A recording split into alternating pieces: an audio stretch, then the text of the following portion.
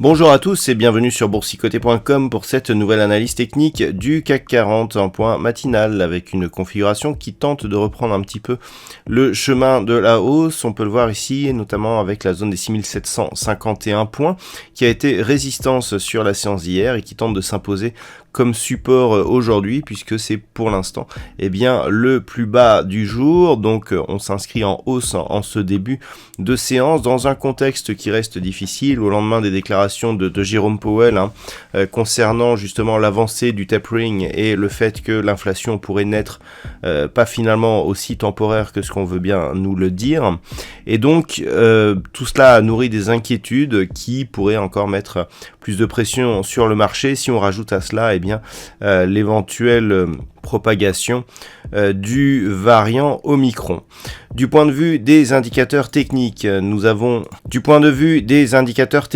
sommes donc dans une configuration qui semble vouloir reprendre ici le chemin de la hausse. Nous avons donc des histogrammes du MACD qui ont connu une forte amplitude à la baisse, qui évolue désormais d'une manière positive, et ce signal est assorti ici par une sortie du RSI de sa zone de survente, ce qui pourrait nous donner le signal ici d'un début de rebond technique.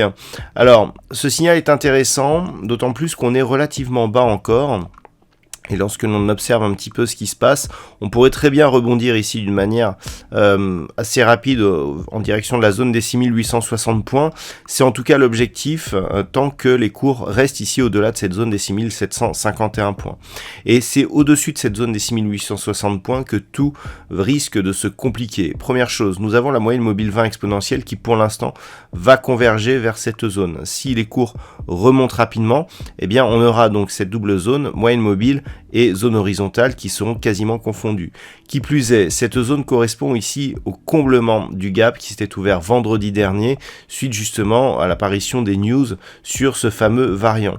Donc, tant que l'on est au-dessus des 6751 points, la configuration appelle plutôt à une probabilité d'avoir un rebond technique en direction de cette zone. Mais c'est au-dessus de cette zone que les choses pourraient se compliquer. Et c'est au-dessus de cette zone qu'on passerait du statut de rebond technique avec presque ici une configuration. Vous voyez, on pourrait presque tracer ce genre de choses si on y va directement, qui pourrait donc appeler ici à une cassure et donc une accélération. Mais tant que l'on est ici, sous cette zone ici des 6860, le rebond reste essentiellement technique. Voilà donc ce que l'on peut dire sur cette configuration. D'un point de vue macroéconomique, nous avons eu les chiffres du PIB concernant l'Australie dans la nuit, chiffres qui ont été légèrement supérieurs à ce qui était attendu. Nous avons eu le PMI manufacturier, un PMI manufacturier en Chine, donc qui a été légèrement inférieur à ce qui était attendu. Donc pour cette journée, nous allons avoir le PMI manufacturier en Allemagne qui sera diffusé à 9h55. Nous aurons un PMI manufacturier en Grande-Bretagne qui sera diffusé à 10h30. Ce sera tout pour ce matin. Cet après-midi, nous aurons les ADP, donc les chiffres création d'emplois non agricoles, qui préfigurent en général le NFP. Cette statistique sera dévoilée à 14h15.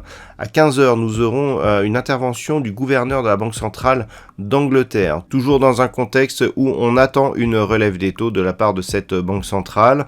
Cette intervention sera suivie par une déclaration de Jérôme Powell qui va s'exprimer à partir de 16h. À 16h, nous aurons aussi l'indice PMI manufacturier de l'ISM et à 16h30, nous aurons les stocks de pétrole brut. Voilà, donc c'est tout pour cette journée.